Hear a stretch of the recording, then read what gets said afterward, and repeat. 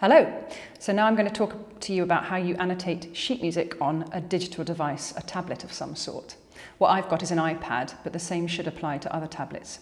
The first thing I'm going to recommend is you buy an app. I think it costs about £5, so it's the price of a drink basically, but it's brilliant and serves all the purposes you need. It's called Fourscore, so I'm just showing you here. That's the logo for it. That's what it looks like on an Apple App Store, but I'm sure it might look similar on other devices. Other devices are available. And then if you go into the program, the reasons I like it are many, but what you can do is organize things by category in subcategories. You can annotate really easily. It's got its own annotation tools. And for a pianist to read from this program, all you have to do to turn the page is tap. You tap on this side of the page to turn, and you tap on the other side of the page to turn back, which is super simple. So now I'm going to show you how to annotate using this program. First of all, if you hold your finger down on the page, you get this toolbar that comes up. On the top right and top left of the toolbar are three little lines. If you hold that, you can then drag the toolbar out of the way when you need to. So I'm going to start by having it at the top here. The first notations I want to make are where we start the song. This is a pop song, which I'm using because they often need multiple cuts, so it's easy to show you. This has a 4-bar introduction, which we don't need. It's a bit eggy to stand there for that long. So 1 bar is sufficient.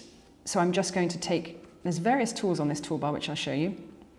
You can even add notes in if you need to, slurs, different coloured lines. There's a highlighter here, the yellow one. There's also a text tool, which is the letter A here. There's an eraser. There's an undo and redo button. Various things that you can have great fun exploring. The ones we're going to use are, to start with, the thick black line. Now, if I press on that a second time after I've selected it, this comes up and I can change the thickness of that line. So we want it to be thick enough to show we mean business. Then click anywhere on the screen away from that, that will go away. And now we have that tool selected. So if I just draw with my finger the lines I want, I have that thick black line. And I'm doing a straight line with tails going in the direction I want to go to. And then I'm going to select my text tool, click where I want the text to be, use caps lock. If you press the A's here, you can use various different fonts, italics, etc. I'm just going to take it off italic here, and I'm going to write the word start. And then I'm going to press done up on my toolbar just so you can see that page. So that's quite clear. The next thing we need to do is cross through these bars that we no longer need. So I'm going to take the thin black line and just diagonally cross through those bars. There we go. That's what that first page now looks like. I think that's pretty clear. You can highlight the word start just to make extra sure that they know your intentions. And the next thing we're going to do is look at taking out the repeat. One verse and chorus and a bridge and another chorus to finish is a really good structure for a pop song. We don't need multiple verses and choruses, it's endless repetition. So we don't want the repeat here. So we're going to, the first sign for a pianist there's going to be a repeat are these thick lines with the 2 dots after them here. And the very simplest thing to do is select our thin black line and just scribble through them so that the pianist knows we're not going to be using that repeat in advance. You can also navigate to the next page, keeping the toolbar active by just pressing next page here. Nothing we need to do on this page.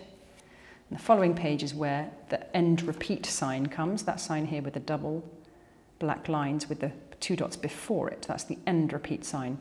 We have here the first time bar with the number 1, which is what you would play after the first verse, and the second time bar with the number 2, which is what you would play after the second verse.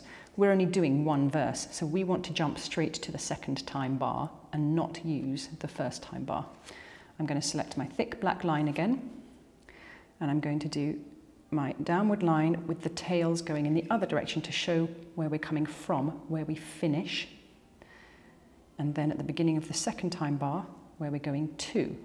We always, pretty much always, not a finite art, put a mark for a cut on a bar line, not halfway through a bar. Much cleaner that way. I'm then going to take my text tool, and where I'm cutting from, I'm going to write the word simply cut to say this is where we're cutting. And then I'm going to highlight that. I'm actually going to move it because it's a bit in the way at the moment of that line. There we go. Highlight that word. Then with my thin black line where we're going to, I'm going to draw an asterisk and highlight that. That's just a really quick way of the pianist looking at those highlighting marks and going, I'm going from there to there. That's super easy for the eye. Then I'm going to take my thin black line and cross out these 2 bars we're no longer using. Because they're singular bars on each line, I'm actually going to put an X through them rather than one diagonal line. That's how that looks. The next thing I want to cut is there's about 4 bars of backing vocals. Unless we're incredibly lucky, we don't get to take backing vocalists into an audition, so we're going to get rid of those. We're going to go from the words, "It was just like a song," to on the next page, "It's hard to win." So, here comes my thick black line again. I'm going from the end of the bar with the words where the phrase is that we finish from, the end of that bar, to the beginning of the next phrase. Like I said, we always do it on a bar line. So even though I'm cutting through the words, "It's hard," the singer's the only person that needs to know those words are in there. The pianist will just be reading to the end of that bar to the beginning of this one. And then I'm going to put my word cut. And I'm going to highlight it. And then I'm going to put my little thin black line. I'm going to move this out of the way, put my little thin black line asterisk and highlight that. Then I'm going to cross through with my thin black line. That's a singular bar, so I'll do an X. And these are multiple bars, so we'll do multiple lines. I'm just going to show you what those 2 pages look like. So the easiest thing for the pianist's eye, highlighter to highlighter, play through, highlighter to highlighter. Really simple for them to read. And then we go all the way through the bridge, through the chorus, to the end of this song. Some pop songs have repeat and fade at the end because they would just keep repeating the chorus and it would fade out, but we can't do that live. So if that were the case, you would cross out the words repeat and fade. You would put a thick black line at the end of the bar where the last phrase you want to sing is, and then you would use your text tool to write the word finish or end underneath the end of the bar where your last phrase you want to sing is, and you would highlight that word also. That's how you cut a song in the app 4Score on a digital device.